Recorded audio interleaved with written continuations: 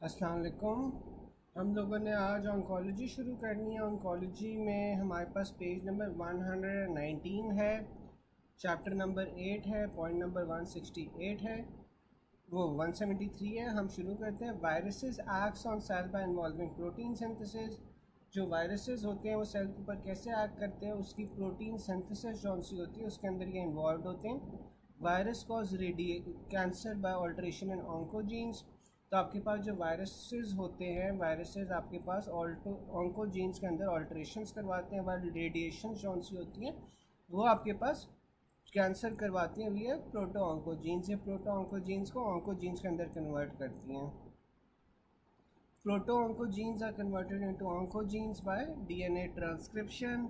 Radiation has also been shown to activate proto-oncogenes that gives rise to oncogenes. So ये जो आपके पास radiations होती हैं, ये रेडिएशंस आपके पास प्रोटो ऑन्कोजीन्स को एक्टिवेट करती हैं जो कि फिर ऑन्कोजीन्स बना देती हैं। An oncogene is a sequence of DNA that has been altered or mutated from its original form. जो oncogene होता है वो आपके पास एक डीएनए का सीक्वेंस होता है जो अपने ओरिजिनल फॉर्म से ऑल्टर हुआ होता है। ठीक है। Proto oncogene is defined as normal gene causes cell proliferation. तो जो प्रोटो ऑन्कोजीन है वो एक नॉर्मल जीन ही होता है जिसके अंदर कैपेबिलिटी होती है टू कॉज सेल प्रोलिफरेशन।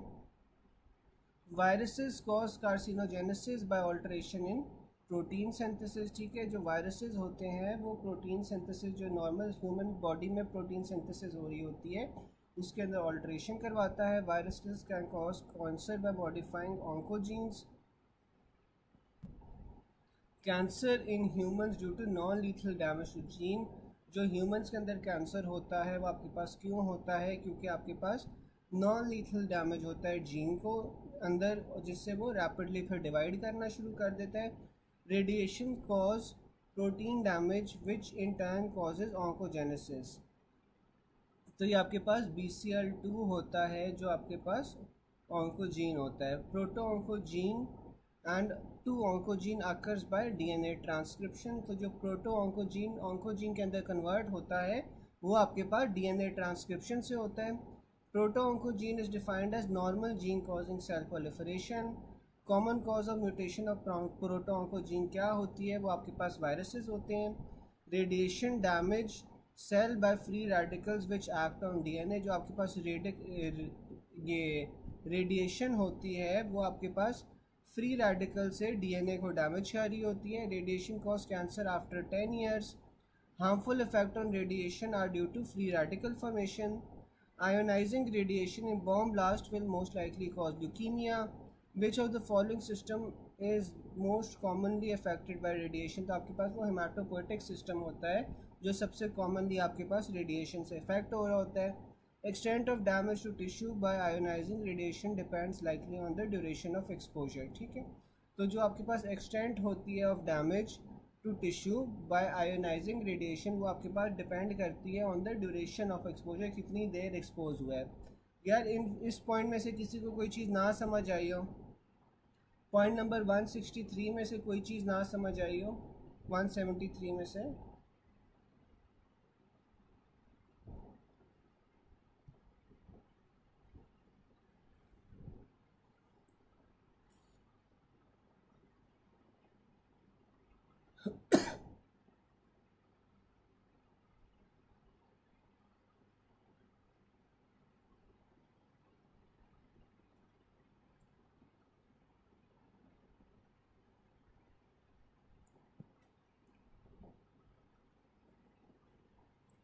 फिर आपके पास आ जाता है ट्यूमर सप्रेसर जीन्स।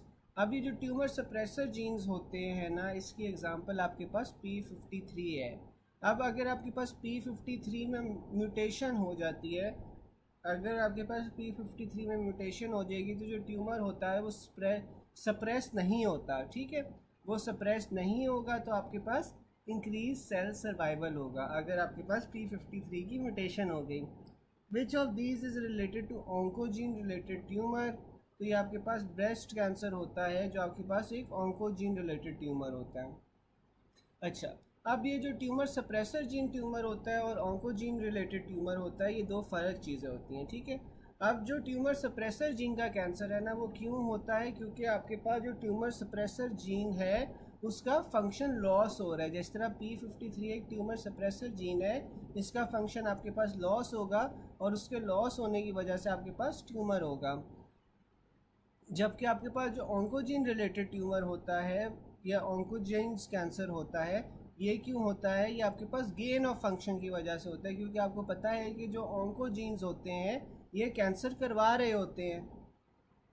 तो जो due to gain of function होता है, और इसका एग्जांपल आपके पास ब्रेस्ट कार्सिनोमा ऑन्कोजीन है which is HER2। One other scenario related to this is neoplasm due to viral oncogenesis. तो वायरल ऑन्कोजेनेसिस यानी कि जो वायरसेस आपके पास ऑन्कोजीन्स के ऊपर एक्ट कर रहे हैं और नियोप्लाज्म करवा रहे हैं, उसमें आपके पास CML आ जाता है। CML और ALL ऑन्कोजीन इज़ BCR-ABL, ठीक है। तो ये जो CML और ALL होते हैं, ये आपके इनका ऑन्कोजीन क्या होता है? BCR-ABL होता है। फिर आपके पास Burkitt's lymphoma oncogenesis by Epstein Barr virus is via proto oncogene c-MYC amplification. जो बर्किट लिम्फोमा में आपके पास ऑन्कोजेनेसिस हो रही है वो एप्स्टीन बार वायरस से होती है, और एप्स्टीन बार वायरस जौन सा होता है वो आपके पास प्रोटो ऑन्कोजीन्स में c-MYC एम्प्लीफिकेशन करवा रहा होता है, जिससे आपके पास ये ऑन्कोजीन रिलेटेड ट्यूमर होता है, ठीक है। तो ऑन्कोजीन रिलेटेड ट्यूमर की उसने पहले एक एग्जांपल दी है ब्रेस्ट कार्सिनोमा फॉर HER2। फिर आपके पास उसने दी हुई है कि वायरल ऑन्कोजेनेसिस हो रही है विया CML या ALL, और उसका जो आपके पास जीन है वो BCR-ABL है। फिर आपके पास बर्किट्स लिम्फोमा में जो ऑन्कोजेनेसिस हो रही है बाय एप्स्टीन बार वायरस, उसके लिए आपके पास प्रोटो ऑन्कोजीन c-MYC म्यूटेशन है। Viruses cause cancer by alteration in oncogene. Which of the following is caused by such mechanism? तो आपके पास वो CML होगा। Girl with history of her sister and mother dying of metastatic breast cancer before age 40, which warrants high risk in her? तो आपके पास BRCA A1 होगा। All are tumor suppressor genes except BCL2। हाँ, बर्किट में c-MYC translocation होती है। हाँ, बर्किट के अंदर c-MYC ट्रांसलोकेशन होती है। हाँ, ये आप सही कह रहे हो। ये जौन सा है ना, एम्प्लीफिकेशन गलत लिखा हुआ है, एम्प्लीफिकेशन गलत लिखा हुआ है, इसमें ट्रांसलोकेशन ही हो रही होती है, ठीक है। थैंक यू याद करवाने के लिए। अच्छा, इस वाले पॉइंट में कोई 174 में कोई चीज़ ना समझ आई हो?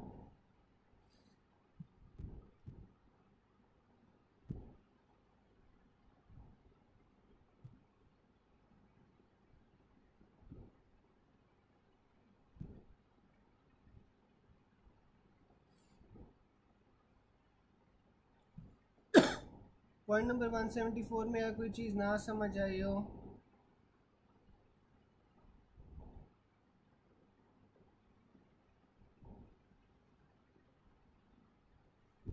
फिर आपके पास आ जाता है carcinogen for cancer of cervix.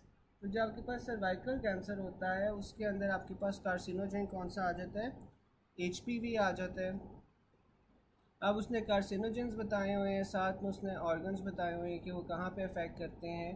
तो आपके पास जो एरोमेटिक एमाइंस है ना, एरोमेटिक एमाइंस जैसे कि आपके पास बेंजीडीन या 2-नेफ्थाइलिमीन, आपके पास ये ब्लैडर के ऊपर इफेक्ट कर रहे होते हैं। ब्लैडर के अंदर ये ट्रांजिशनल सेल कार्सिनोमा करवा रहे होते हैं। साथ में आपके पास नाइट्रोजामीन आ जाती है।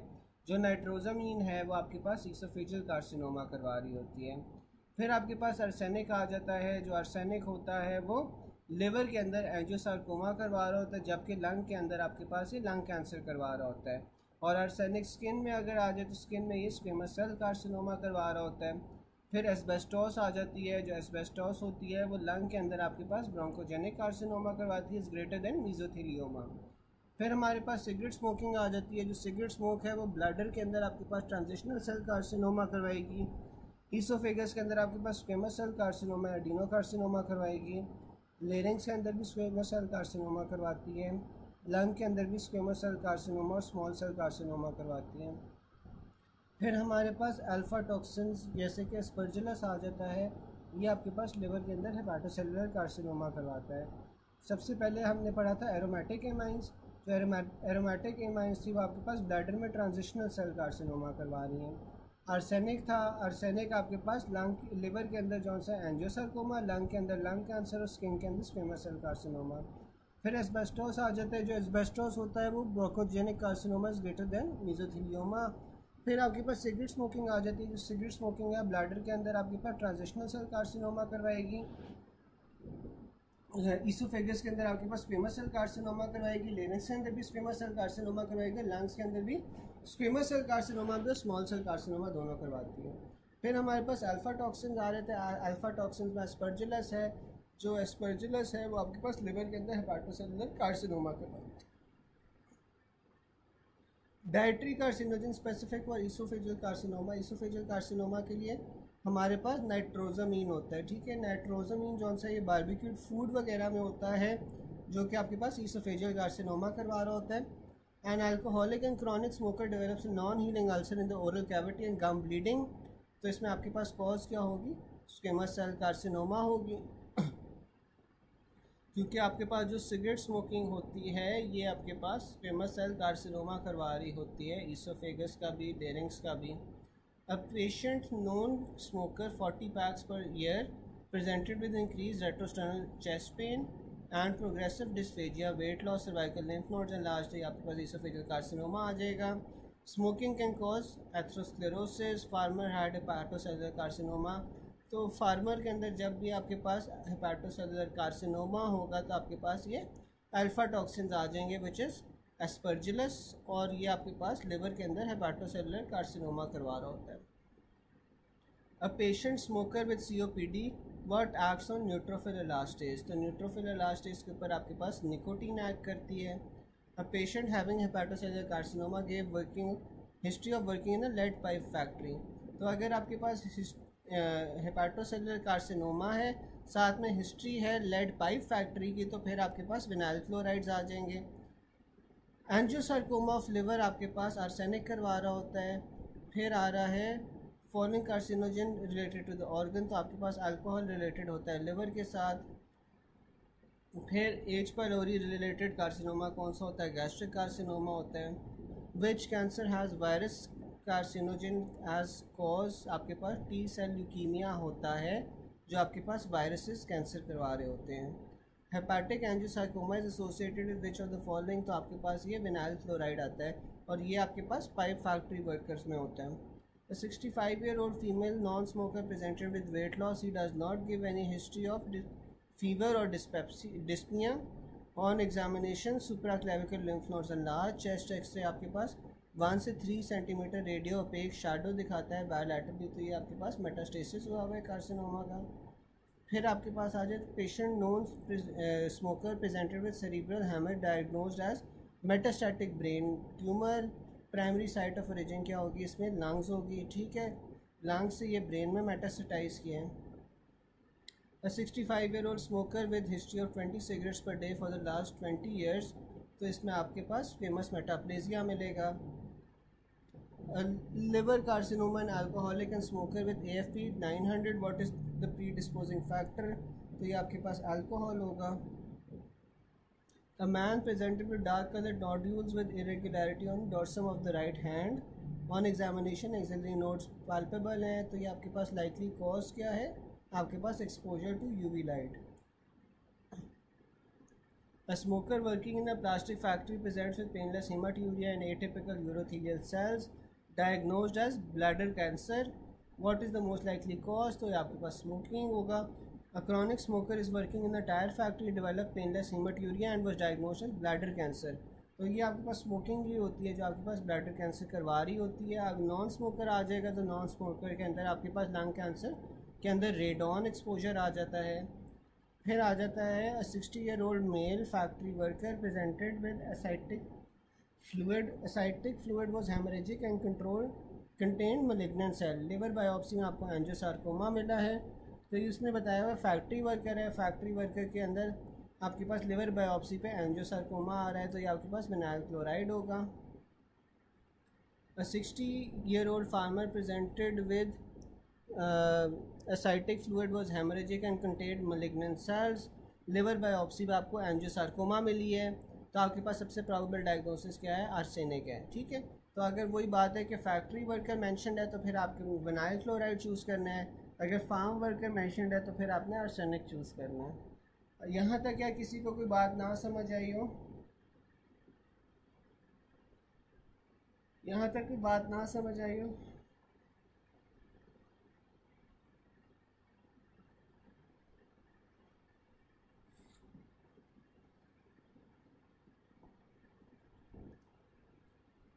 बाकी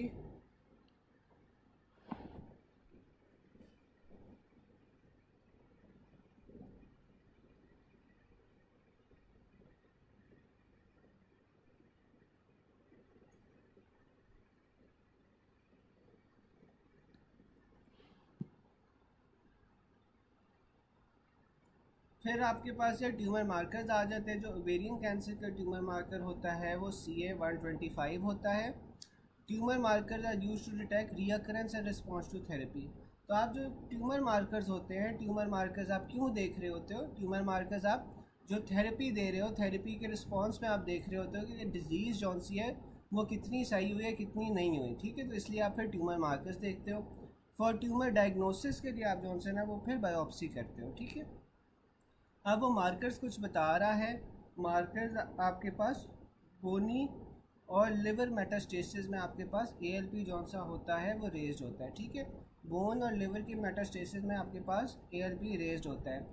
pages disease of bone, pages disease हमने कल पढ़ी थी ना, और पेजेस डिजीज़ में मैं यही पढ़ा था कि ALP जौन सा होता है वो हाली रेज्ड होता है, बाकी जो आपके पास कैल्शियम फॉस्फेट वगैरह होते हैं और जो पैराथायराइड होता है वो आपके पास नॉर्मल होता है।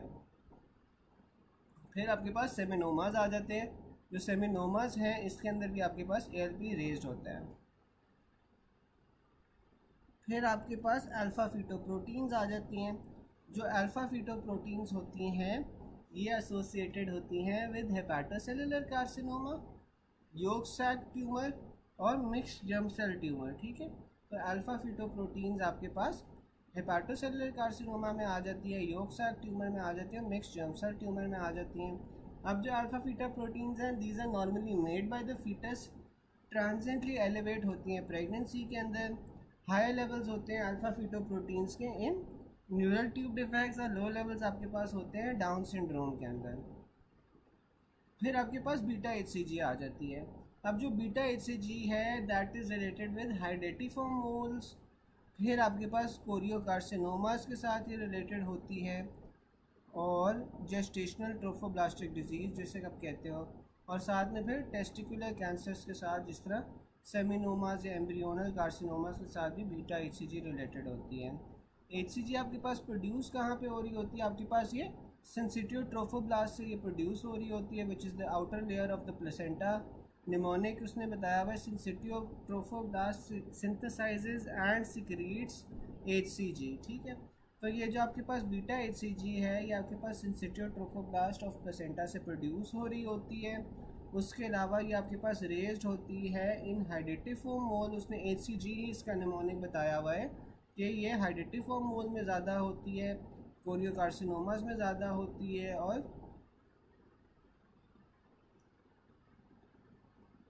और साथ में आपके पास ये जेस्टेशनल ट्रोफोब्लास्टिक डिजीज़ में ज़्यादा हो रही होती है। फिर आपके पास ये टेस्टिकुलर कैंसर में भी ज़्यादा हो रही होती है। फिर आपके पास CA-15-3 आ जाता है। ये जो आपके पास CA-15-3 है ये आपके पास ब्रेस्ट कैंसर के अंदर रेज होता है। 99 आपके पास जौन सा है वो पैंक्रियाटिक एडिनोकार्सिनोमा के साथ रेज होता है। CA-125 ओवेरियन कैंसर के साथ रेज होता है। कार्सिनो एम्ब्रियोनिक एंटीजन जौन सा है ये आपके पास कोलोरेक्टल कैंसर के साथ, पैंक्रियाटिक कैंसर के साथ, और माइनर एसोसिएशन होती है इसकी ब्रेस्ट कैंसर के साथ CAA की। फिर आपके पास प्रोस्टेट स्पेसिफिक एंटीजन आ जाता है। जो प्रोस्टेट स्पेसिफिक एंटीजन होगा ये आपके पास प्रोस्टेट कैंसर के अंदर ज़्यादा होगा। जो कैल्सिटोनिन है, कैल्सिटोनिन आपके पास मेडुलरी थायराइड कैंसर के साथ ज़्यादा होगा। अच्छा, मुझे ये कोई बता सकता है कि जो कैल्सिटोनिन है ये तो मेडुलरी थायराइड कैंसर के साथ ज़्यादा होता है। कैल्शियम के लेवल्स को क्या होता है मेडुलरी थायराइड कैंसर में? कैल्शियम के लेवल्स को क्या होगा मेडुलरी थायराइड कैंसर में?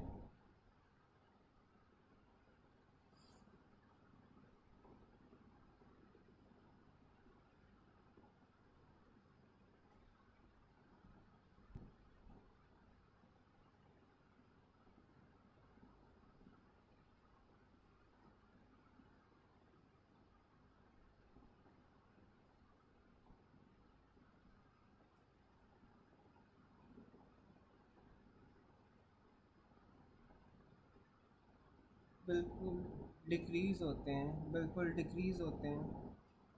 ठीक है। Most common method of to detect circulating tumour cells, तो जो आपके पास ट्यूमर सेल्स को डिटेक्ट करने के लिए आपके पास सबसे कॉमन मेथड है ना, वो आपके पास पैप स्मेयर होता है। ठीक है। पैप स्मेयर से जौन सा है आप सर्कुलेटिंग ट्यूमर सेल्स को डिटेक्ट कर रहे होते हो। ट्यूमर मार्कर आपके पास ओवेरियन कैंसर का क्या था? ओवेरियन कैंसर के लिए आपके पास CA-125 था। फिर ब्रेस्ट कैंसर के लिए आपके पास CA-15-3 था। फिर आपके पास टेस्टिकुलर ट्यूमर के लिए आपके पास अल्फ़ा फीटोप्रोटीन्स थी। हेपाटोसेलुलर कार्सिनोमा में भी आपके पास अल्फ़ा फीटोप्रोटीन्स आ जाती हैं। Embryonal tumour marker for hepatocellular carcinoma के लिए अंदर आपके पास AFPs आ जाते हैं। फिर embryonal tumour marker for hepatocellular carcinoma, तो हेपाटोसेलुलर कार्सिनोमा के लिए आपके पास AFPs थे। फिर आपके पास आ जाता है tumour marker for B cells, तो B सेल्स के ऊपर ना आपके पास ये होते हैं CD19 और CD20 होते हैं। ठीक है। तो ये आपके पास B सेल्स के लिए ट्यूमर मार्कर के तौर पे एक्ट करते हैं, CD19 और CD20। फिर आपके पास ट्यूमर मार्कर ऑफ एस्ट्रोसाइटोमा, तो एस्ट्रोसाइटोमा के लिए आपके पास GFAP आ जाता है। कोलन कैंसर के लिए, कोलोरेक्टल कैंसर के लिए, पैंक्रियाटिक कैंसर के लिए आपके पास CEA आ जाता है। Calcitonin is a tumour marker for thyroid. Major tumour marker for calcium वो CA कोलन, तो CA कोलन के लिए आपके पास कार्सिनो एम्ब्रियोनिक एंटीजन होता है। Most specific marker of neural tube defect, तो न्यूरल ट्यूब डिफेक्ट के अंदर सबसे जो स्पेसिफिक मार्कर होता है वो एसिटाइल कोलिनेस्ट्रेज के लेवल होते हैं। अच्छा, अब एसिटाइल कोलिनेस्ट्रेज के लेवल न्यूरल ट्यूब डिफेक्ट्स में ज़्यादा होंगे या कम होंगे?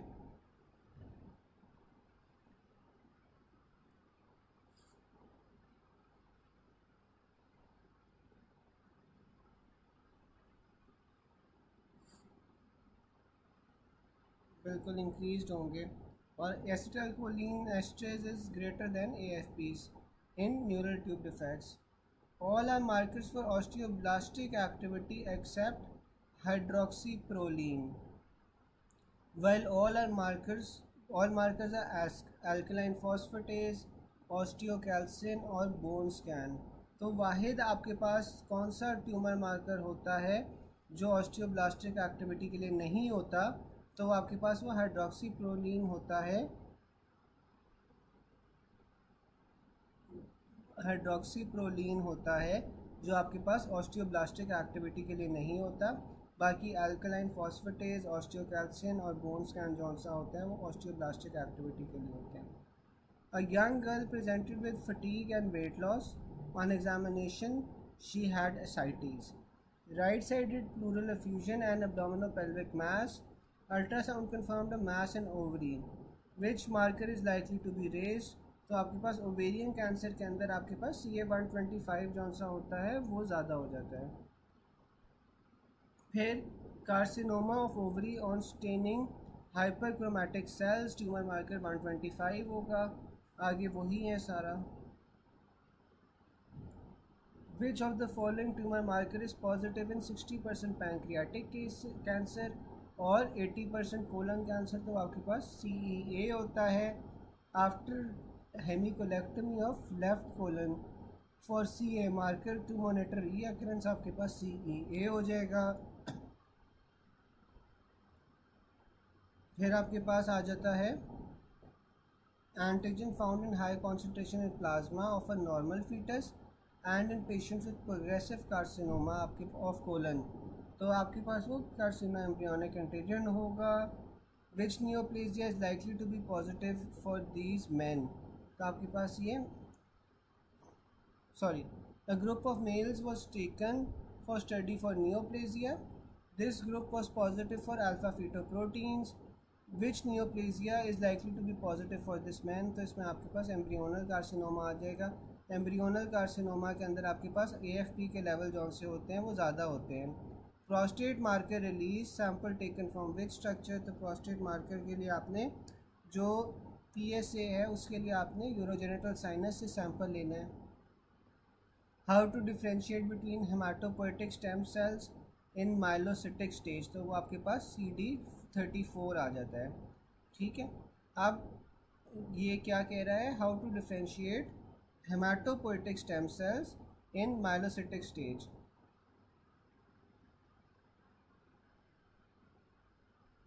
Point number 6।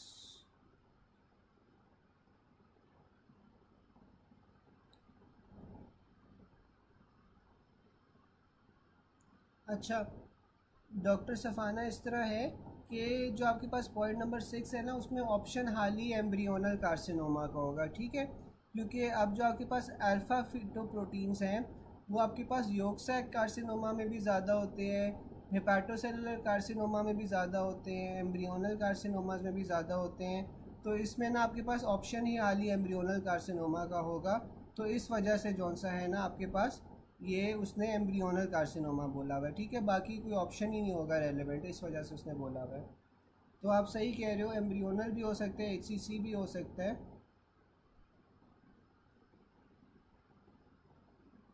हाँ तो वो सही कह रहे हो आप, HCC भी हो सकता है, लेकिन ना प्रॉबेबली वो यही होगा कि ऑप्शन में हाल ही एम्ब्रियोनल होगा इस ट्यूमर मार्कर के लिए। ठीक है, तो इस वजह से उसने एम्ब्रियोनल किया हुआ है। ठीक है, क्योंकि एम्ब्रियोनल में भी तो HCG ज़्यादा हो रहा होता है ना।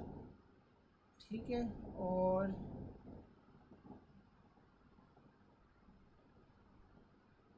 अच्छा अब मुझे कोई बता सकता है कि यहाँ पे ना CD34 उसने लिखा हुआ है। अब CD34 जौन सा है वो आपके पास किस किन सेल्स के ऊपर होता है? CD34 आपके पास किन सेल्स के अंदर होगा? ऊपर हमने एक पढ़ा था और ट्यूमर मार्कर विच वाज 1920। अब 1920 तो आपके पास B सेल्स के ऊपर होता है। ठीक है ना, वो ऊपर उसने बताया था। अब CD34 आपके पास किन सेल्स के अंदर होगा?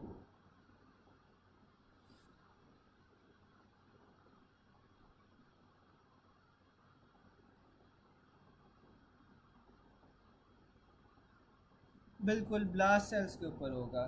ठीक है, अब जो ब्लास्ट सेल्स होते हैं ना वो आपके पास क्या होता है? इमेच्योर सेल्स होते हैं, अभी पूरी तरह मैच्योर नहीं होते, तो उनके अंदर ना आपके पास CD34 होता है।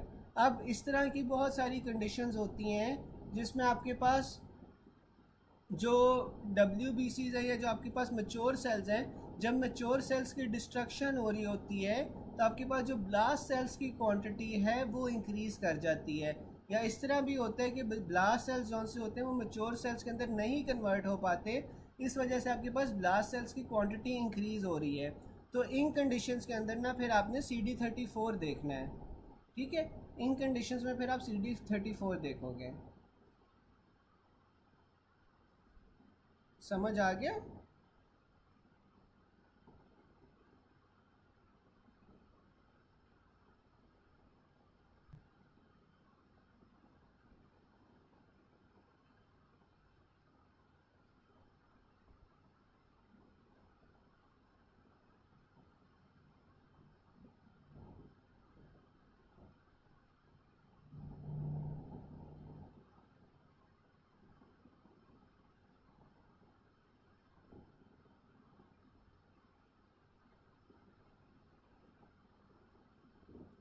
अच्छा, अब किसी ने पूछा है CD56 का।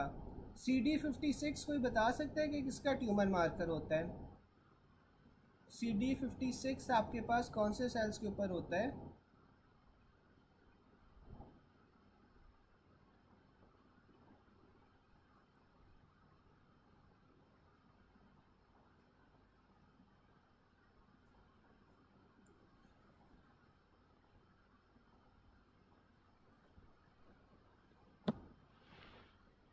CD56 आपके पास कौन से सेल्स पे होगा?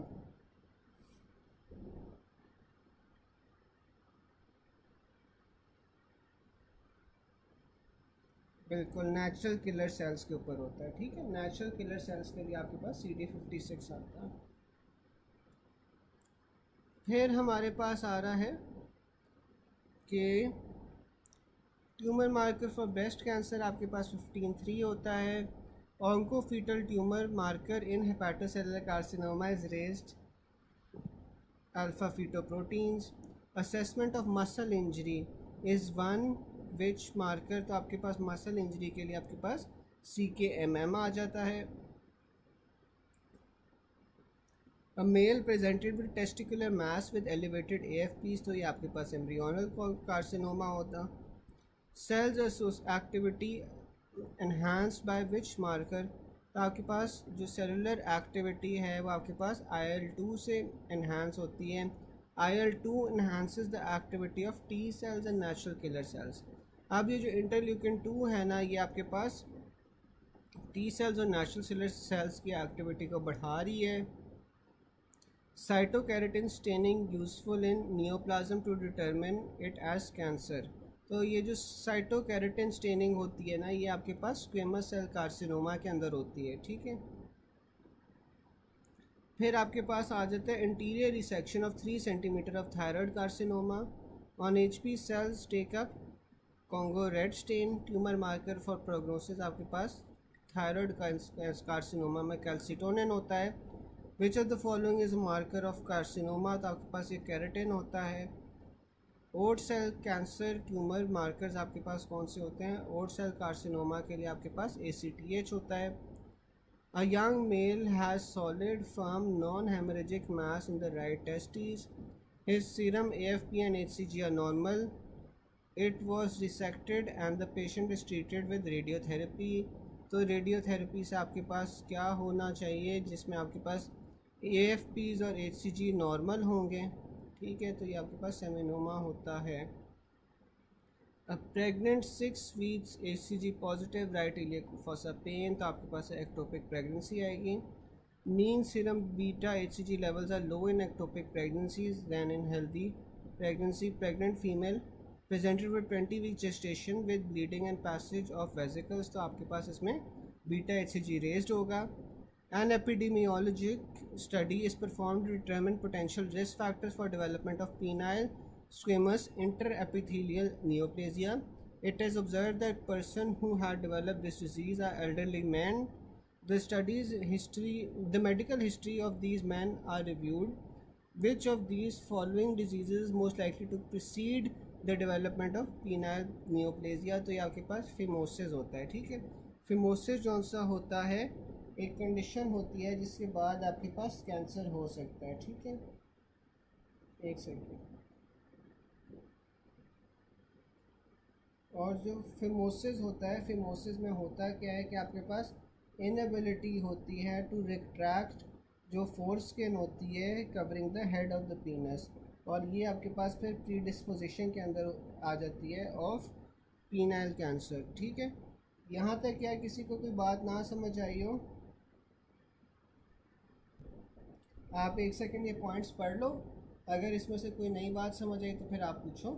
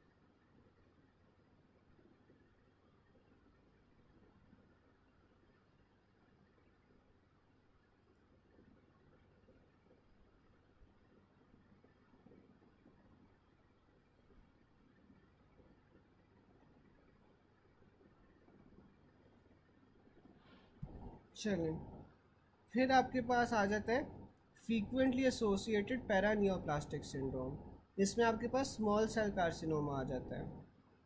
अब कुशिंग सिंड्रोम है। कुशिंग सिंड्रोम के अंदर आपके पास क्या होता है, कुशिंग सिंड्रोम में आपको पता है कि ACTH के लेवल्स जौन से होते हैं वो आपके पास बढ़ जाते हैं, और ये आपके पास जौन सा एसोसिएटेड होता है with small cell carcinoma of lung.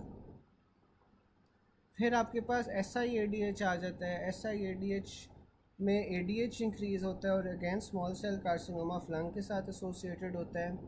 Hyper calcaemia जौन सा होता है, इसमें पैराथायरॉयड हार्मोन रिलेटेड प्रोटीन के लेवल्स आपके पास बढ़ जाते हैं, और इसमें आपके पास squamous cell carcinoma of lung आ जाता है और हेड एंड नेक आ जाता है। फिर आपके पास पॉलीसाइथीमिया आ जाती है।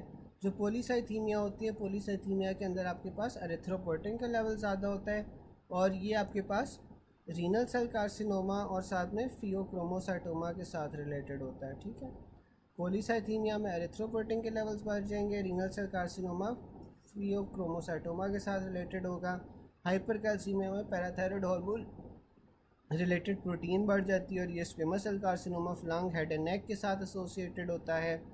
Small cell carcinoma of lung के साथ आपके पास SIADH और कुशिंग सिंड्रोम रिलेटेड होते हैं। SIADH में ADH का लेवल बढ़ेंगे, जबकि कुशिंग में आपके पास ACTH के लेवल बढ़ेंगे।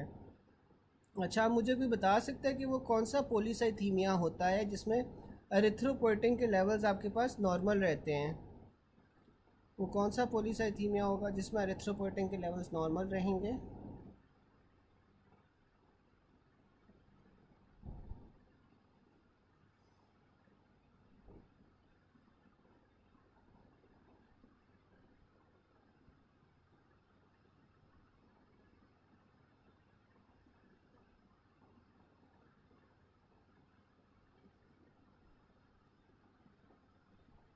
बिल्कुल, डॉक्टर कॉकअप सही कह रही हैं कि पॉलीसाइथीमिया रूब्रा वेरा होता है, और वो रूब्रा वेरा जो सा होता है वो तो प्राइमरी पॉलीसाइथीमिया नहीं होता।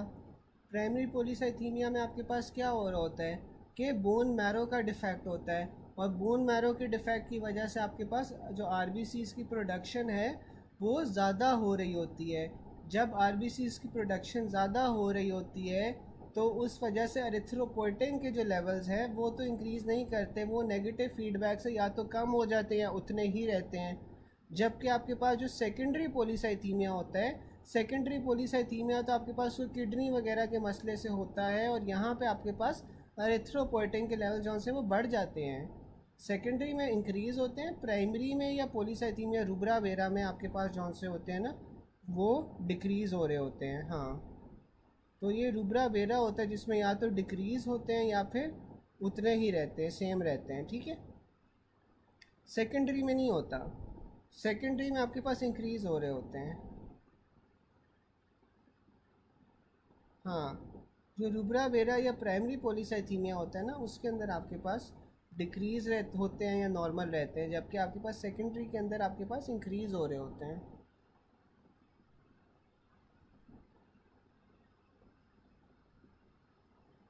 ठीक है, फिर आपके पास आ जाता है a man was found to have history of smoking multiple packs per day, he develop small cell carcinoma या oat cell carcinoma which will be secreted by it. तो आपके पास जो स्मॉल सेल कार्सिनोमा होता है वहाँ से आपके पास क्या आ रहा होता है, या तो ACTH आ रहा होता है कुशिंग में, या फिर ADH आ रहा होता है SIADH में। Paraneoplastic syndrome associated with renal cell carcinoma आपके पास कौन सा होता है, पॉलीसाइथीमिया होता है।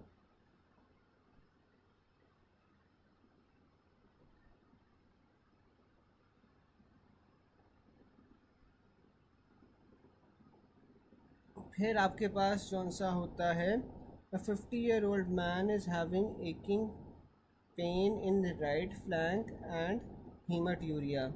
Blood urea nitrogens, electrolytes and RFTs were normal. HB 18 है, कैल्शियम आपके पास 11 है।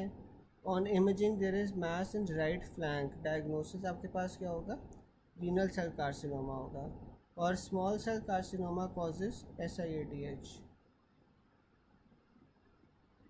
बिल्कुल, जो आपके पास ना सेकेंडरी पॉलीसाइथीमिया होता है, सेकेंडरी पॉलीसाइथीमिया आप सही कह रहे हो कि जैसे वो ना माउंटेंस के साथ एसोसिएटेड होता है, कि जो लोग हिली एरियाज़ में जाते हैं ना, हिली एरियाज़ में क्या होता है आपके पास हिली एरियाज़ में क्योंकि ऑक्सीजन की क्वांटिटी कम होती है, तो एज अ कॉम्पनसेशन आपके पास आरबीसीज बढ़ जाते हैं। अब आरबीसीज आपके पास बढ़ जाते हैं, लेकिन आरबीसीज का बढ़ने का मैकेनिज़्म क्या होता है कि उसके अंदर पहले किडनी जौन सी होती है वो एरिथ्रोपोइसिस ज़्यादा कारी होती है, वो ज़्यादा एरिथ्रोपोइटिन रिलीज़ करेगी। ज़्यादा एरिथ्रोपोइटिन रिलीज़ करने की वजह से आपके पास फिर आरबीसीज की क्वांटिटी ज़्यादा हो जाएगी।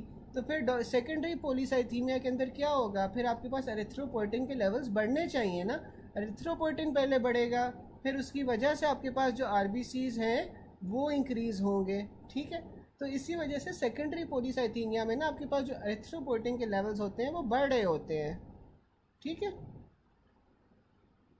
यहाँ तक सबको समझ आ गई?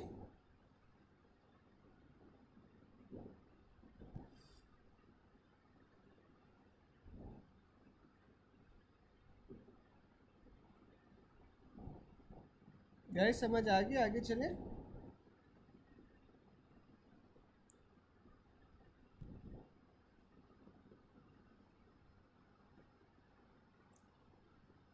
फिर आपके पास आ जाता है person chewing paan and battle betel which complication में आकर, तो पान और बीटल की चूइंग से आपके पास सबम्यूकोजल फाइब्रोसिस होता है। फिर आपके पास जौन सा होता है प्री मलिग्नेंट लीजन, जो सबसे कॉमन होती है वो ल्यूकोप्लेकिया होती है, जबकि जो प्री मलिग्नेंट लीजन सबसे लीथल होती है वो आपके पास एरिथ्रोप्लेकिया होती है। ठीक है, most common pre malignant lesion is leukoplakia, जब से most lethal pre malignant lesion is erythroplakia. फिर आपके पास बीटल नट चूइंग आ जाती है। जो बीटल नट चूइंग है उसमें आपके पास सबम्यूकोजल फाइब्रोसिस आ जाता है। प्री मलिग्नेंट कंडीशंस में आपके पास सबम्यूकोजल फाइब्रोसिस है, स्क्वेमस पेपिलोमा है, एक्टिनिक केराटोसिस है और बेरेट्स ईसोफेगस है। जबकि प्री मलिग्नेंट लीजन के अंदर आपके पास क्रॉनिक अल्सर्स आ जाते हैं। Most common cause of pre malignant change in mouth in adult आपके पास क्या होता है, क्रॉनिक अल्सर होता है। Which of the following cancer never metastasises, तो जो बेजल सेल कार्सिनोमा होता है उसका मेटास्टेसिस नहीं होता। Pre malignant condition among the following आपके पास लाइकन प्लानस होती है। ठीक है, प्री मलिग्नेंट कंडीशन में आपके पास जौन सा है वो लाइकन प्लानस आ जाती है। Which of the following is a pre malignant lesion in the mouth, तो आपके पास वो लाइकन प्लानस आ जाएगी। फिर the risk of lichen planus changing into malignancy कितना होता है, आपके पास 10 to 15% चांसेस होते हैं कि जो लाइकन प्लानस है वो मलिग्नेंसी के अंदर कन्वर्ट हो जाएगी।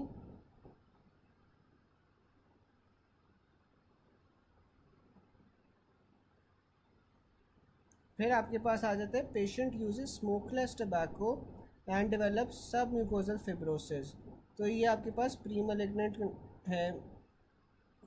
फिर which of the following conditions is pre malignant, तो आपके पास वो बेरेट्स ईसोफेगस आ जाता है। One of the following vulvar lesions is pre malignant, तो आपके पास स्क्वेमस पेपिलोमा होगा। A young female presents with complaints of elevated lesion और vulva, biopsy suggested a pre malignant legion, तो ये आपके पास पेजेट्स डिजीज़ होगी। Pre malignant lesion of vulva Paget's disease है, vulvar pre malignant lesion is Paget's disease.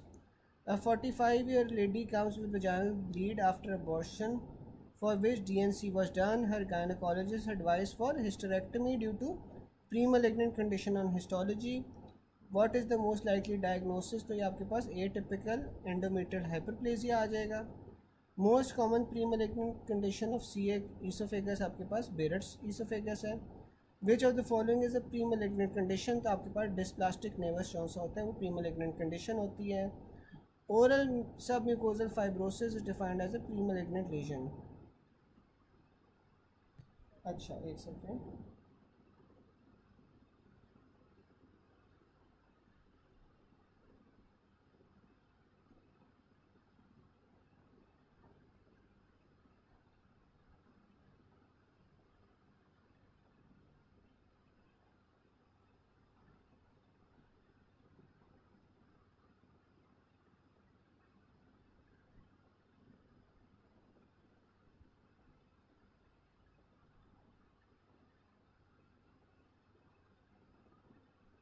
अच्छा जो आपके पास लाइकन प्लानस होगी ना, लाइकन प्लानस को आपने प्री मलिग्नेंट कंडीशन ही लेना है। ठीक है, अब ये फिर से मैं आपको बता रहा हूँ कि जो सबसे कॉमन प्री मलिग्नेंट कंडीशन होती है ना, प्री मलिग्नेंट कंडीशन आपके पास जौन सी होती है वो सब म्यूकोजल फाइब्रोसिस होती है।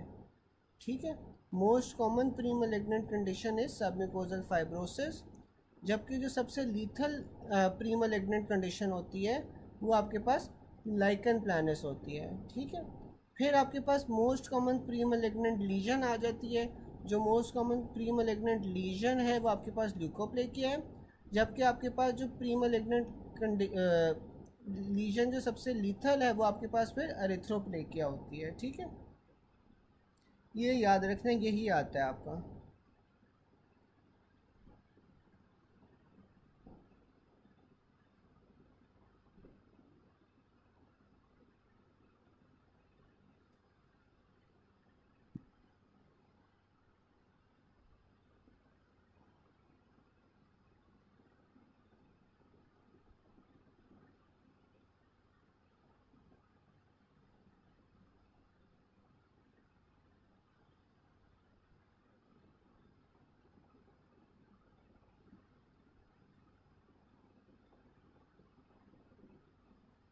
अच्छा, अब जो आपके पास आता है ना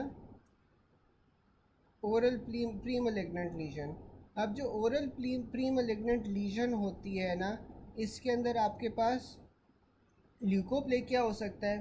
अगर ल्यूकोप्लेकिया ऑप्शन में नहीं है तो फिर आपके पास क्रॉनिक अल्सर्स भी हो सकते हैं। ठीक है, अगर आपके पास ओरल प्री मलिग्नेंट लीजन आ रही है तो इसमें आपने प्रेफर ल्यूकोप्लेकिया को करना है। अगर ल्यूकोप्लेकिया ऑप्शन में नहीं होगा तो फिर आप जौन सा है इसमें क्रॉनिक अल्सर्स को भी कर सकते हो।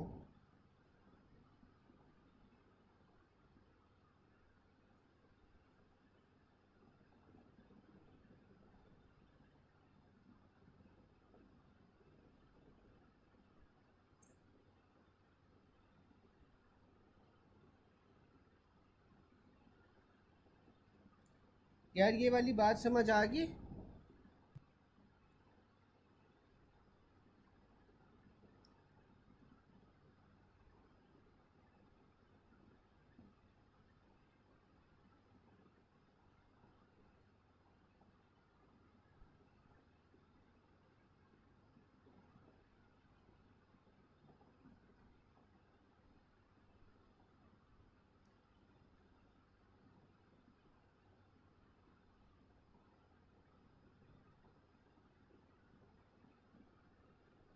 ठीक है, डॉक्टर कॉकब सही कह रही हैं, बिल्कुल सही कह रही हो आप।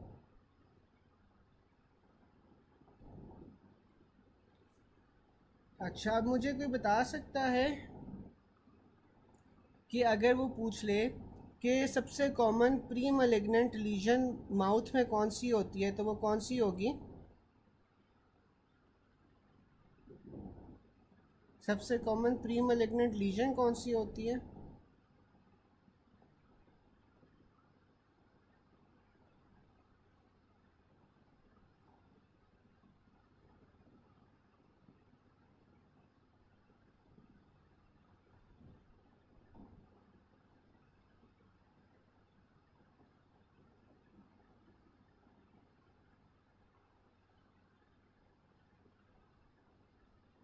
बिल्कुल ल्यूकोप्लेकिया होगी। ठीक है, ल्यूकोप्लेकिया अगर नहीं होगा तो फिर आपने क्रॉनिक अल्सर को चूज़ करना है।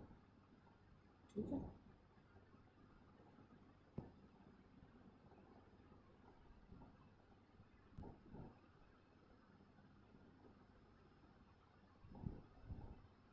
चलें फिर आगे चलते हैं।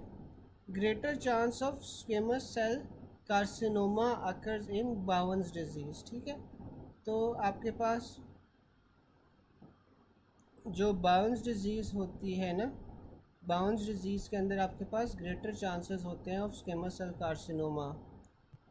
फिर आपके पास आ जाता है which of the following is an important pre malignant lesion leading to squamous cell carcinoma.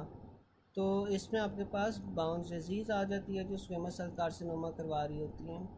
Risk of progression of actinic keratosis to squamous cell carcinoma आपके पास 2.5% होती है एट 4 ईयर्स। बोवेंस डिजीज़ में आपके पास squamous cell carcinoma in situ होता है 3 to 5% risk. or developing into invasive squamous cell carcinoma. Also note that pre-malignant lesion which leads to squamous cell carcinoma is Bounce disease. Pre-malignant lesion which leads to squamous cell carcinoma needs excision. आपके पास वो कौन सा होता है? एक्टेरिक keratosis होता है. Pre-malignant lesion at face around cheek. What is your diagnosis? तो ये एक्टेरिक केराटोसिस होता है. ठीक है. अब जो बाउंस डिजीज़ होती है, बाउंस डिजीज़ आपके पास स्क्वेमस सेल कार्सिनोमा की तरफ लेके जाती है.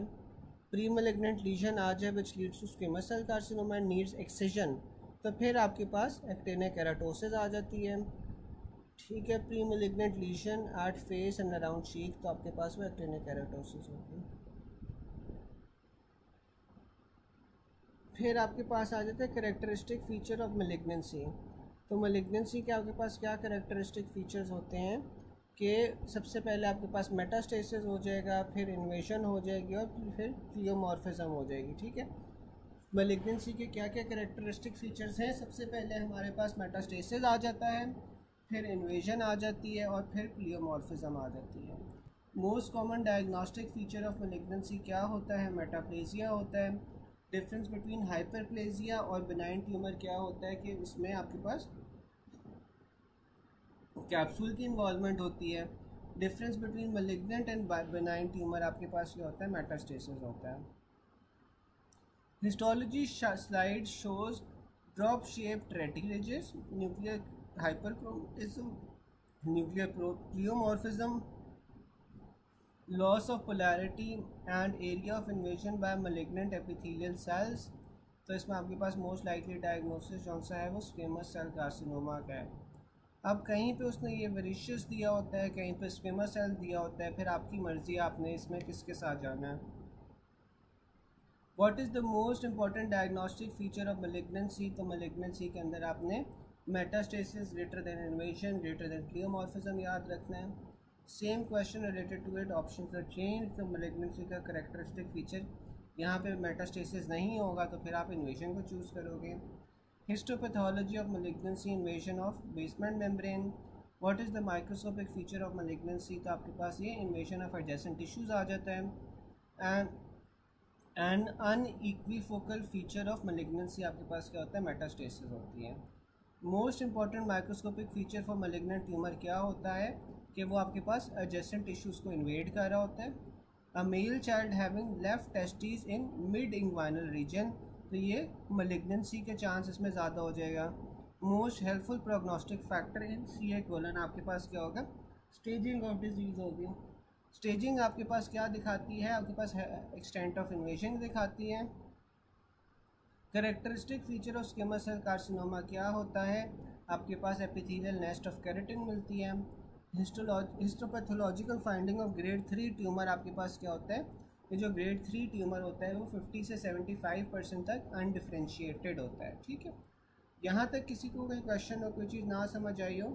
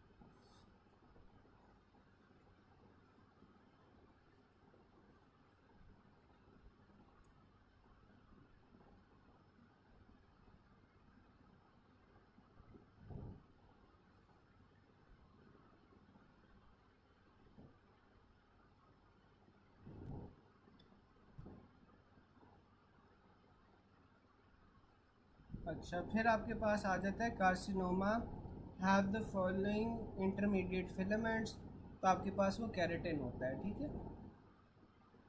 अब जो केराटिन होता है वो आपके पास कार्सिनोमा को इंडिकेट कर रहा होता है. इंटरमीडिएट फिलामेंट इन कार्सिनोमा आपके पास क्या होता है, साइटोकेराटिन होता है। इंटरमीडिएट फिलामेंट मसल के अंदर आपके पास क्या होता है, डेस्मिन होता है। और इंटरमीडिएट फिलामेंट कनेक्टिव टिश्यू में क्या होता है, वर्मेंटिन होता है। ठीक है, जो केराटिन होता है, केराटिन आपके पास कार्सिनोमा को इंडिकेट कर रहा होता है। और कार्सिनोमा भी जौन सा होता है वो स्क्वेमस सेल कार्सिनोमा होता है, जिसके लिए आपके पास केराटिन आ जाता है। फिर इंटरमीडिएट फिलामेंट आपके पास कार्सिनोमा में कौन सा होगा, साइटोकेराटिन। इंटरमीडिएट फिलामेंट आपके पास मसल में कौन सा होगा, डेस्मिन। और इंटरमीडिएट फिलामेंट कनेक्टिव टिश्यू में क्या होगा, वर्मेंटिन होगा।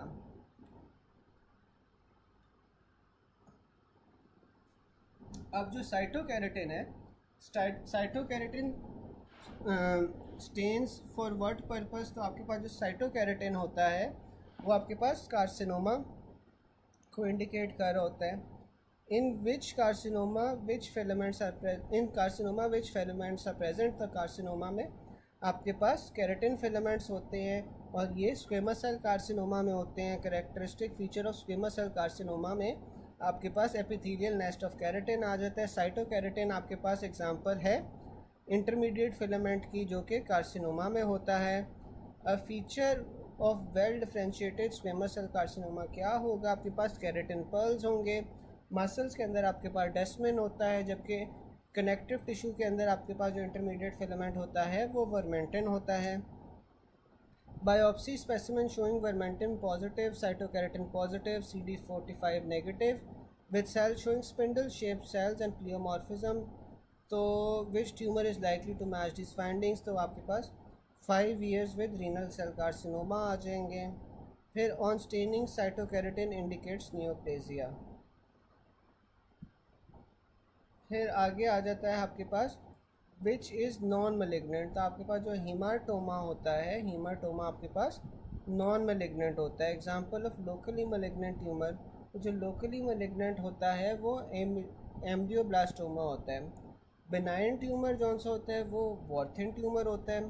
Most common benign tumour of salivary glands आपके पास प्लियोमॉर्फिक एडिनोमा होता है। Microscopic feature of malignant tumour is invasion of adjacent tissue, तो आपके पास जो मेलिग्नेंट ट्यूमर होता है वो माइक्रोस्कोपी में एडजेसेंट टिश्यू को इन्वेड कर रहा होता है। Histology shows drop shaped rete ridges, nuclear hyperchromatism, nuclear pleomorphism, loss of polarity and area of invasion by malignant epithelial cells, तो आपके पास डायग्नोसिस क्या होगा, स्क्वेमस सेल कार्सिनोमा होगा। हीमाटोमा आपके पास क्या होता है, mass of mature disorganised tissue indigenous to that organ, तो हीमाटोमा में क्या हो रहा होता है कि आपके पास एक mess of mature disorganised tissue होता है जो कि इंडोजिनस होता है उसी ऑर्गन के लिए। फिर most common malignant tumour of bone क्या होता है, most common malignant tumour of bone आपके पास ऑस्टियोसार्कोमा होता है। A multi nodular radiolucency on radiograph from mandible and molar areas pathognomonic for ameloblastoma. Ameloblastoma में आपके पास क्या होता है कि जो मैंडिबुलर एरिया होता है उसमें आपके पास मल्टी नोडुलर रेडियोलुसेंसी मिलती है आपको एक्सरे के अंदर।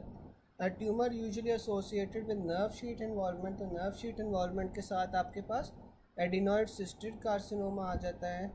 मोस्ट अग्रेसिव ट्यूमर मेलेनोमा है। मलिग्नेंट मेलेनोमा आपके पास जीरोडर्मा पिगमेंटोजम करवाती है। Melanoma invade the orbital cavity through the emissary veins.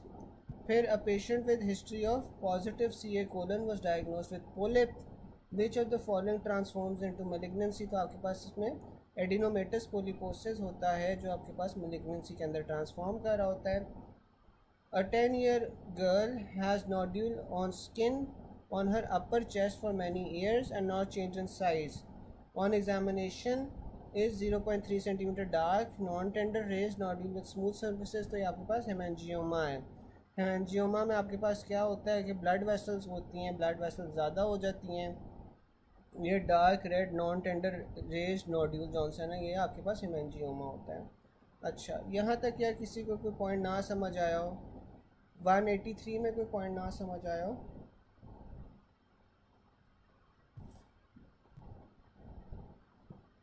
या आप चाहते हो कि कोई बेहतर समझा दूँ तो आप बता दो 183 में।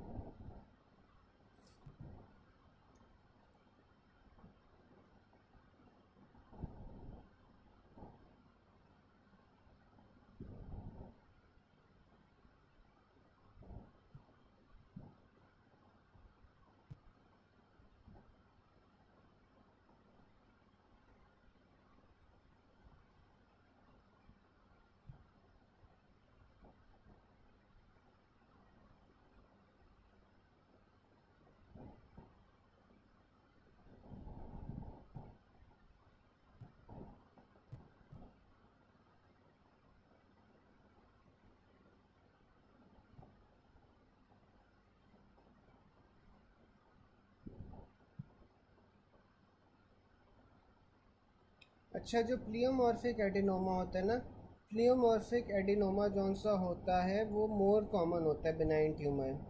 ठीक है, तो आपके पास अगर दोनों आ रहे हैं वॉर्थिन और प्लियोमॉर्फिक एडिनोमा, तो उसमें आपने प्लियोमॉर्फिक को चूज़ करना है।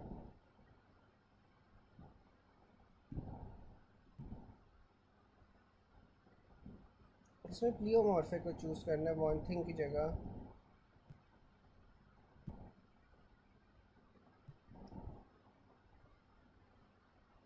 और जहाँ तक मुझे लगता है कि आपके पास एसके के अंदर भी प्लियोमॉर्फिक ही दिया हुआ है।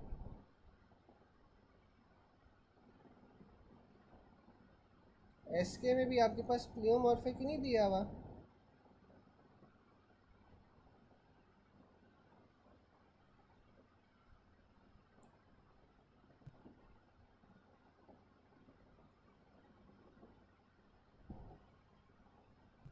प्लियोमॉर्फिक होगा ना, जो प्लियोमॉर्फिक है वो आपके पास ज़्यादा है दैन ये वॉर्थिन ट्यूमर। हो सकते हैं हाँ, एक जगह पे वॉर्थिन हो, लेकिन ज़्यादातर वहाँ पे प्लियोमॉर्फिक ही है। प्लियोमॉर्फिन इज़ ग्रेटर देन वॉर्थिन। फिर आपके पास आ जाता है कि change in size shape polarity को आप क्या कहते हैं? Change in size shape polarity को आप डिस्प्लेजिया कहते हैं। ठीक है, और डिस्प्लेजिया में आपके पास क्या हो रहा होता है? प्लियोमॉर्फिज्म हो रही होती है, abnormal proliferation of cells with loss of size shape and orientation. फिर आपके पास कार्सिनोमा इन सीटू आ जाता है। जो कार्सिनोमा इन सीटू होता है उसमें क्या होता है कि बेसमेंट मेम्ब्रेन इंटैक्ट होती है और जो न्यूक्लियर साइटोप्लाज्मिक रेशो है वो इंक्रीज़ हो जाएगी और साथ में क्लैम्प क्रोमेटिन मिलेंगे। फिर आपके पास इन्वेजिव कार्सिनोमा आ जाता है। इन्वेजिव कार्सिनोमा में क्या होता है? Cells have invaded basement membrane using collagenase and hydrolases. और फिर मेटास्टेसिस में क्या होता है कि स्प्रेड हो जाती है to distant organs via lymphatics या ब्लड। फिर आपके पास pap smear of an 18 year old girl with mild dysplasia in cervix. आपके पास कौन सा है? ये कार्सिनोमा इन सीटू टाइप 1 है, सॉरी CIN टाइप 1 है। फिर आपके पास dysplasia is mainly seen in epithelium. A female with infection of HPV comes after 2 years. Her pap smear shows prominent nuclei and increased nuclear size, तो ये आपके पास dysplasia होगा। Change in shape size and polarity को आप dysplasia कहते हो। Feature of dysplasia क्या होता है कि लॉस ऑफ पोलैरिटी आर्किटेक्चर हो जाता है। A patient called for follow up pap smear में आपको एटिपिकल जायंट सेल्स मिलते हैं वे न्यूक्लियर क्रोमेजिया एंड फोलियोसाइट्स, तो ये आपके पास डिस्प्लेजिया हो जाएगा। A patient with cervical dysplasia suspected to have cervical carcinoma. Which of the following test is advise initially? Which is easily performed, useful, safe and cost effective, तो आपके पास ये पैप स्मेयर होगा। A patient diagnosed on pap smear diagnosed as dysplasia nuclear chromasia and koilocytosis, तो आपके पास ये herpes papilloma virus है। सर्वाइकल डिस्प्लेजिया आपके पास क्यों हो रहा होता है? सर्वाइकल डिस्प्लेजिया आपके पास मल्टीपैरिटी की वजह से हो रहा होता है। Most common cause of cervical dysplasia आपके पास HPV आता है। अगर वो आपके पास सर्वाइकल मेटाप्लेजिया का बात कर ले तो सर्वाइकल मेटाप्लेजिया की सबसे कॉमन कॉज मल्टीपैरिटी होती है। फेलियर रेट ऑफ IUCD आपके पास क्या होता है? लेस देन 1% होता है। Most common complication of IUCD is irregular vaginal bleed.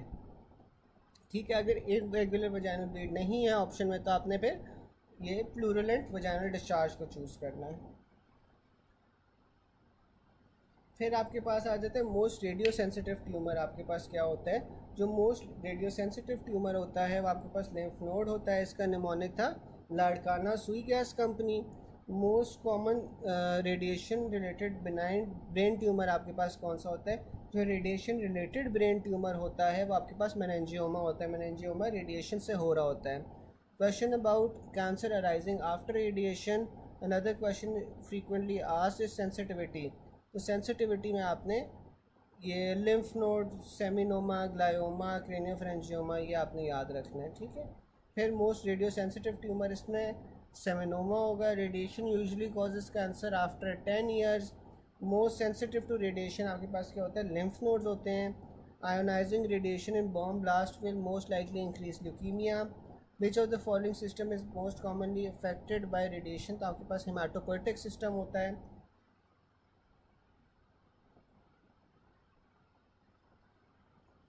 फिर आपके पास आ जाता है unknown papillary tumour female recently diagnosed come to you in OPD with no previous history or cause, what is the most likely risk factor causing the tumor, तो आपके पास वो रेडिएशन इन चाइल्डहुड हो जाता है जो पैपिलरी कार्सिनोमा करवा रहा होता है। A patient underwent radiotherapy as treatment process for carcinoma. He presented a few days later with skin ulceration and fibrosis, तो ये आपके पास क्या हुआ है, डिस्क्वेमेशन हुई हुई है आफ्टर रेडियोथेरेपी। अच्छा यार, यहाँ तक किसी को कोई क्वेश्चन हो? यहाँ तक किसी को कोई क्वेश्चन?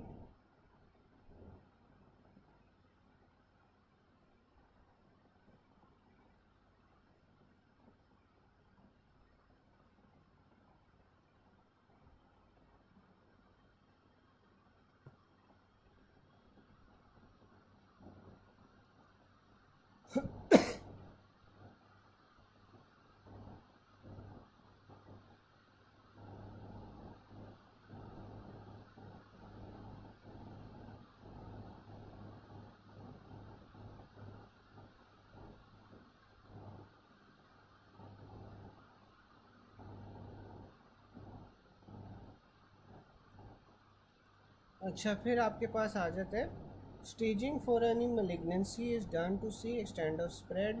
तो जो आपके पास ग्रेडिंग होती है ना, ग्रेडिंग में आप क्या करवा रहे होते हो, ग्रेडिंग में आप डिफ्रेंशिएशन देख रहे होते हो and mitotic activity on histology. जबकि जो स्टेजिंग होती है, स्टेजिंग के अंदर आप डिग्री ऑफ लोकलाइजेशन या स्प्रेड देख रहे होते हो।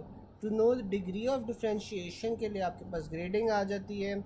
अगर ग्रेडिंग ऑफ अ ट्यूमर आपके पास डिफ्रेंशिएशन दिखा रही होती है, जबकि जो स्टेजिंग होती है वो आपके पास स्प्रेड दिखा रही होती है या एक्सटेंट ऑफ स्प्रेड दिखा रही होती है।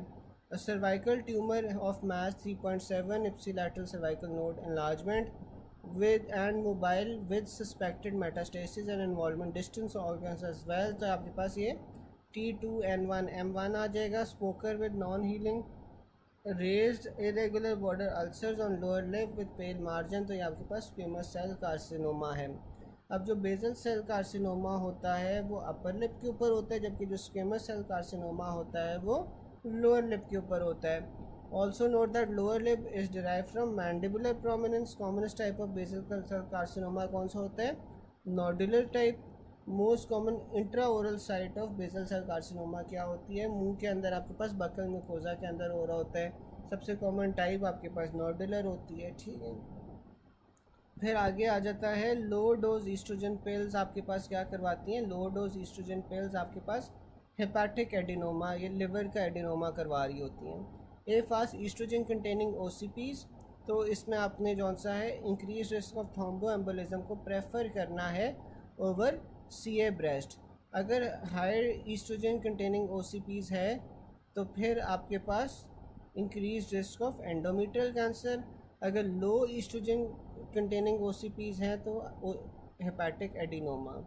Non contraceptive benefit of contraceptive pills क्या होती है कि ये आपके पास ओवेरियन कैंसर से बचा रही होती है। Prolonged exposure to oestrogen increase risk of thromboembolism, ठीक है। तो अगर वो वैसे जनरली पूछ लेना कि ईस्ट्रोजन कंटेनिंग ओसीपीज का नुकसान क्या होता है, तो उसमें आपने increase risk of thromboembolism is greater than breast cancer. अगर हाई ईस्ट्रोजन कंटेनिंग ओसीपीज का पूछ ले तो हाई ईस्ट्रोजन कंटेनिंग ओसीपीज के अंदर आपके पास एंड्रोमेट्रियल कार्सिनोमा का रिस्क हो जाता है। अगर लो ईस्ट्रोजन कंटेनिंग ओसीपीज का पूछ ले तो इसमें हेपाटिक एडिनोमा आ जाएगा। नॉन कॉन्ट्रासेप्टिव बेनिफिट्स क्या होते हैं कॉन्ट्रासेप्टिव पिल्स के, कि ये आपके पास ओवेरियन कैंसर से प्रिवेंट करते हैं। और अगर प्रोलॉन्ग्ड एक्सपोजर टू ईस्ट्रोजन क्या करता है, वो थ्रोम्बोएम्बोलिज्म का रिस्क को बढ़ाता है। Post menopausal women taken oestrogen for prevention of osteoporosis, तो वो रिस्क पे होगी of thromboembolism. A woman taking hormone replacement therapy for 10 years gives history that her sister died of CA breast, तो ये आपके पास CA breast के risk पे होगी। Prolonged use of estrogen will increase the risk of thromboembolism. Long term risk of estrogen use आपके पास क्या होता है, DVT होता है। फिर A postmenopausal woman 5 years presented with bleeding. Ultrasound आपको endometrial thickness more than 12 millimetre मिल रही है, तो ये आपके पास एंडोमेट्रियल कार्सिनोमा का डायग्नोसिस बनेगा. A female taking estrogen therapy to relieve postmenopausal symptoms will likely have increased risk of thromboembolism. Most serious complication of estrogen in postmenopausal women क्या होती है? एंडोमेट्रियल कार्सिनोमा होती है. Mechanism of action of OCP is, तो ये inhibit करते हैं FSH को. The non contraceptive benefit of contraceptive पिल क्या होता है कि ये ओवेरियन कैंसर को प्रिवेंट कर रही होती है. फिर आपके पास आ जाता है which of the following chromosomal translocation is associated with Philadelphia chromosome. तो फिलाडेल्फिया क्रोमोसोम के साथ आपके पास 922 होता है, और ये जो आपके पास 922 या फिलाडेल्फिया क्रोमोसोम ट्रांसलोकेशन है ये किस डिजीज़ में हो रही होती है, कोई बता सकता है? ये 922 ट्रांसलोकेशन किस डिजीज़ में हो रही होती है?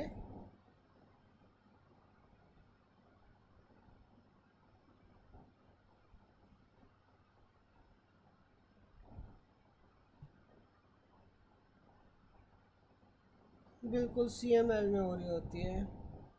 फिर आपके पास जो 814 है ना, ये आपके पास बर्किट्स लिम्फोमा है, सीमेक एक्टिवेशन हो रही होती है.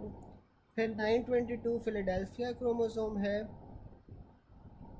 ये CML में हो रही होती है. अच्छा, अब ये ऊपर भी हमने BCR ABL पढ़ा था. अब ये BCR ABL क्या होता है, कोई बता सकता है? BCR ABL क्या होता है?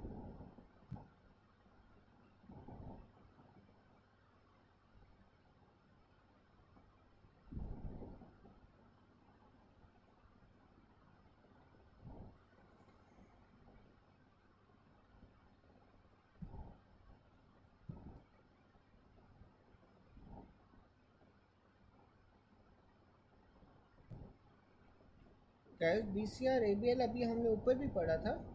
बिल्कुल ऑन्कोजीन होता है, ऑन्कोजीन होता है. और एक ये CML का ऑन्कोजीन होता है, दूसरी किस बीमारी में ये ऑन्कोजीन होता है?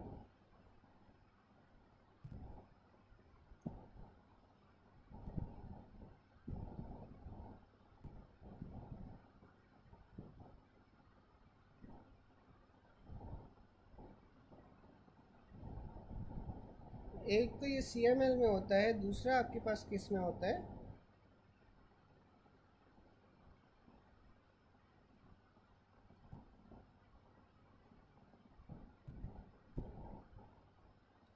ALL में. ठीक है. फिर आपके पास जौन सा है ना T14 18 आ जाता है, F से 14 है, F से आपके पास फॉलिकुलर लिम्फोमा आ जाता है. इसमें आपके पास BCL2 की एक्टिवेशन होती है. फिर 15 17 आ जाता है, जो 15 17 होता है वो M3 टाइप ऑफ AML के लिए होता है.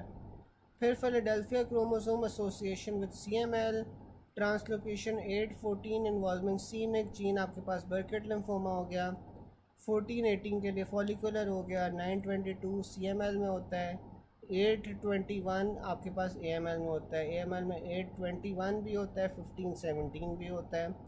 A patient with thrombocytopenia particular bleeding from gums, ulceration from lower limb with paraesthesia was advise full blood count and bone marrow biopsy. तो आपके पास लाइकली डायग्नोसिस क्या होगा? इसमें ल्यूकीमिया होगा, क्योंकि देखो इसमें आपके पास प्लेटलेट्स भी कम हो रहे हैं, साथ में आपको पैरेस्थीसियाज हो रहे हैं, तो ये आपके पास ल्यूकीमिया होगा.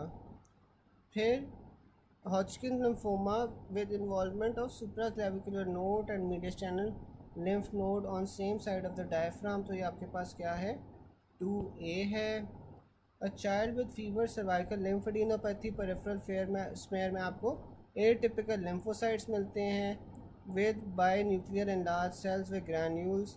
फिर आपके पास इसमें CD15 और 30 पॉजिटिव होता है, तो ये हॉजकिन लिम्फोमा होता है. अ 60-year-old patient with 8 month history of low HP mature looking lymphocytes. WBCs आपको 59 × 10⁻9 मिल रहे हैं. जनरल लिम्फेडिनोपैथी मिलती है, तो ये आपके पास CLL हो जाता है. And old patient with raised absolute WBC count what would you prefer, तो इसमें आप बोन मैरो एस्पिरेशन करवाओगे। फिर आपके पास आ जाता है taken from article aspirate has higher specificity, its sensitivity depends on the type of disease apart from few conditions in which aspirate alone was sufficient, biopsy is mandatory in most, तो pre processing टर्फाइन length of 70 to 20 ये रहना है। तो most common type of Hodgkin lymphoma क्या होता है, Hodgkin lymphoma में आपके पास जो सबसे कॉमन टाइप होती है वो नोडुलर स्क्लेरोसिस होती है। फिर आपके पास सीमेक जीन आ जाती है। सीमेक जीन की distribution is associated with Burkitt's lymphoma, Burkitt's lymphoma oncogenesis by Epstein Barr virus via proto oncogene c myc amplification. Familial adenomatous polyposis में आपके पास क्या होता है, एपीसी जीन का डिफेक्ट होता है। Neuroblastoma tumour is characterised by amplification of n myc gene, which amongst these is childhood tumour with gene amplification. तो ये न्यूरोब्लास्टोमा होता है, इसमें आपके पास एनमिक्स जीन की एम्पलीफिकेशन हो रही होती है। जो फेमिलियल एडिनोमेटस पॉलीपोसिस होता है वो एपीसी जीन की डिफेक्ट की वजह से होता है। और जो आपके पास एप्स्टीन बार वायरस है वो आपके पास प्रोटोऑन्को जीन में सीमेक म्यूटेशन की वजह से होता है। ये एम्पलीफिकेशन नहीं, म्यूटेशन होगा। And old man presented with complaints of testicular swelling, lab shows increase LDH, diagnosis आपके पास टेस्टिकुलर लिम्फोमा होगा। A known HIV patient who presents with abdominal obstruction and pain, investigation reveal intestinal mass which was resected, तो ये आपके पास क्या होगा, lymphoma होगा। HIV के साथ आपके पास लिम्फोमास एसोसिएटेड होते हैं। अ 55-year-old presents with painless testicular swelling, जिसमें आपके पास पेनलेस टेस्टिकुलर स्वेलिंग है, साथ में इंक्रीज्ड एज है, साथ में LDH इंक्रीज है, तो ये लिम्फोमा होगा। A 60-year-old man with testicular swelling, biopsy पे mature specialized cells बने तो ये टेराटोमा होगा। Testicular mass with mature cells and tissue and all 3 germ layers, तो ये आपके पास टेराटोमा होगा। फिर आपके पास आ जाता है which one of the following is similar to Kaposi sarcoma histologically, तो आपके पास बेसिलरी एंजियोमेटोसिस हो जाता है। अब एंजियोसार्कोमा कापोसी सार्कोमा का उसने बताया हुआ है। अब जो एंजियोसार्कोमा है ना, that is a malignant endothelial tumour is associated with toxic exposure to arsenic या फिर radio active diagnostic agent of thorium dioxide. तो ये आपके पास जो एंजियोसार्कोमा है ना, ये मलिग्नेंट एंडोथीलियल ट्यूमर है। ये आपके पास एसोसिएटेड होता है with toxic exposure to arsenic and radio active agent जो कि थोरियम डाइऑक्साइड है। Polyvinyl chloride is specially associated with angiosarcoma of the liver. It may arise in the skin of the breast following radiation therapy of breast cancer. फिर आपके पास Kaposi sarcoma आ जाता है। Kaposi sarcoma is a malignant vascular tumour. ये associated होता है human herpes virus 8 के साथ, also called as Kaposi sarcoma herpes virus. And epidemic होता है Kaposi sarcoma occurs as a component of acquired immunodeficiency syndrome. तो एड्स के अंदर आपके पास एक कापोसी सार्कोमा हो रहा होता है, इसमें जो वायरस होता है वो HHV8 होता है, ठीक है, जिससे आप कापोसी सार्कोमा हर्पीज वायरस कहते हैं। एक्सपोजर टू विनाइल क्लोराइड आपके पास हेपेटिक एंजियोसार्कोमा के साथ एसोसिएटेड होता है। Most common skin tumour associated with HIV कौन सा होता है आपके पास, Kaposi sarcoma. A 38-year-old man has increased dyspnea with peripheral edema worsening for the past 2 years. On physical examination, she has diffuse crackles auscultated in both lungs. A chest radiograph shows that her heart nearly fills the chest.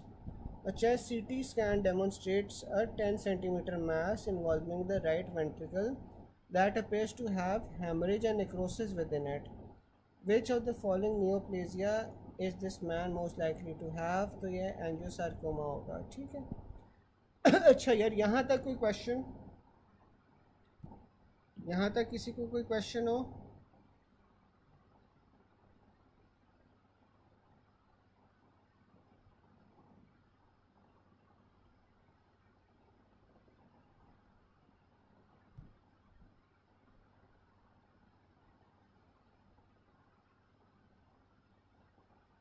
Angiosarcoma मैं बता देता हूँ। और किसी को कोई question?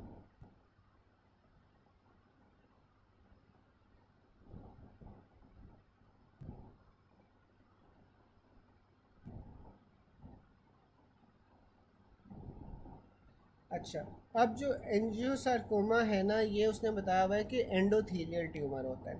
अब endothelial tumour का क्या मतलब है कि ये आपके पास जो इनर लाइनिंग होती है ना ब्लड वेसल्स की, उसके अंदर ये शुरू होता है। ठीक है, एंडोथीलियल का क्या मतलब हुआ कि ब्लड वेसल्स की इनर लाइनिंग में ये होता है और ये किसी भी पार्ट ऑफ बॉडी के अंदर हो सकता है। ठीक है, और ये अग्रेसिव होता है, क्विकली स्प्रेड करता है।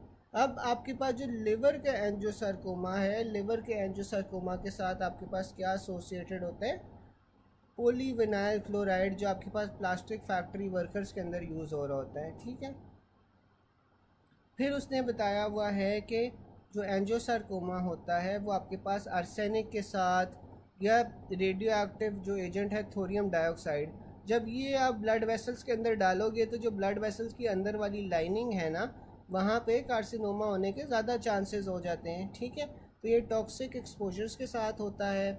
और फिर आपके पास आ जाता है कि polyvinyl chloride is specifically associated with angiosarcoma of liver. It may arise from skin of breast following radiation therapy. अब रेडिएशन थेरेपी जब आप दे रहे होते हो तो ये स्किन ऑफ ब्रेस्ट के अंदर भी आपके पास पाया जा सकता है।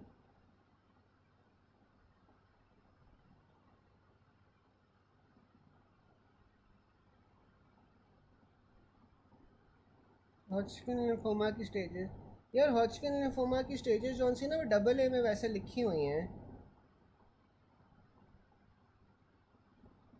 स्लाइड्स तो मेरे पास नहीं है, लेकिन वो डबल ए में लिखी हुई है हॉटस्किन लिम्फोमा की स्टेजेस। ठीक है गाइस, और कोई क्वेश्चन?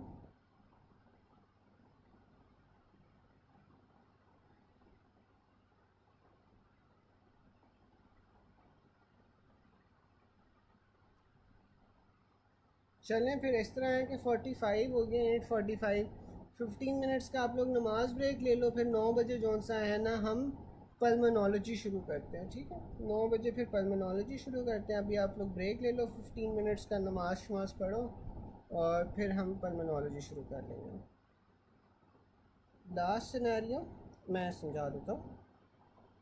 अब उसने लास्ट सिनेरियो में क्या बोला है कि अ 38-year-old man has increasing dyspnea with peripheral edema worsening for the past 2 years।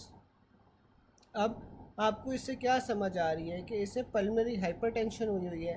Pulmonary hypertension में आपके पास क्या होता है कि लंग्स के अंदर पानी जमा हो जाता है, पल्मोनरी एडिमा होता है, साथ में आपके पास डिस्पनिया होगा, साथ में उससे पेरिफेरल एडिमा भी है। A chest radiograph shows that his heart nearly fills the chest.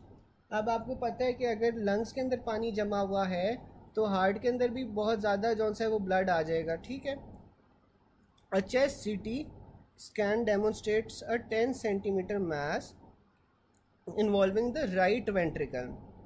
अब उसने जौन सा है ना सीटी स्कैन करवाया है जिसमें आपको 10 सेंटीमीटर मास मिला है जो कि राइट वेंट्रिकल को इन्वॉल्व कर रहा है। That appears to be that appears to have the area of hemorrhage and necrosis within it। तो ये राइट वेंट्रिकल के अंदर ना आपको 10 सेंटीमीटर का एक मास मिला है जहाँ पे आपके पास हेमरेज और नेक्रोसिस हुआ हुआ है। Which of the following neoplasm is the man most likely to have, तो ये आपके पास एंजियोसार्कोमा होगा। अब एंजियोसार्कोमा क्यों हो रहा है, क्योंकि एंजियोसार्कोमा जौन सा है आपके पास एंडोथीलियल वेसल्स को या इनर लाइनिंग ऑफ वेसल्स को जौन सा है ना वो इफ़ेक्ट कर रहा होता है। वो किसी भी ऑर्गन की हो सकती हैं। अब वहाँ पे अगर आपके पास एंडोथीलियल लाइनिंग इफ़ेक्ट हो रही है तो फिर आपके पास क्या होगा, हेमरेज का चांस ज़्यादा हो जाएगा। ठीक है, और हेमरेज की वजह से फिर आपको ये सारे सिम्टम्स मिल रहे हैं।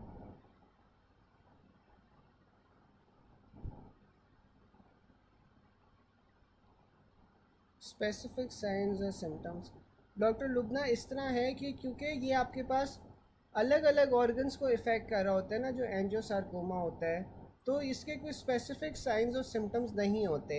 नॉर्मली ये जो पेपर में आता है, पेपर के अंदर ना ये कोई ऑक्यूपेशन रिलेटेड या फिर किसी ना किसी चीज़ की ना हिस्ट्री दी होती है जो आपके पास एंजियोसार्कोमा चीज़ें करवा रही होती हैं, उसी से आप पिक कर सकते हो कि एंजियोसार्कोमा है। और जहाँ तक आपके पास ये वाला क्वेश्चन है ना जो लास्ट सिनेरियो है, ये तो मल्टीपल टाइम्स आपके पास पेपर में एज इट इज़ आ चुका है। ठीक है, कि राइट वेंट्रिकल पे शैडो है, हेमरेज है, ये आपके पास काफ़ी बार पेपर में आ चुका है। तो ये एज इट इज़ ना उसी तरह पॉइंट है जो याद करने वाला होता है, जो मल्टीपल टाइम्स वो टेस्ट कर रहे होते हैं। तो एंजियोसार्कोमा ये वाला तो याद करना है। वैसे अगर आपके पास कोई सिनेरियो आता है ना, तो उसके अंदर उसने अमूमन कोई ना उसकी हिस्ट्री दी होती है किसी सब्सटेंस की जो एंजियोसार्कोमा करवा रहा होता है। हाँ, तो ये वाला तो सिनेरियो बहुत अक्सर रिपीट हुआ होता है, तो ये आपको वैसे ही याद हो जाना चाहिए। लेकिन बाकी जो आपके पास सिनेरियोज आते हैं ना, बाकी सिनेरियोज के अंदर आपके पास वो उसने दिया होता है। ठीक है, चलें फिर आप लोग नमाज़ वगैरह पढ़ लें। 9 बजे जौन से ना हम रिज्यूम करते हैं फिर। ठीक है, अल्लाह हाफ़िज़।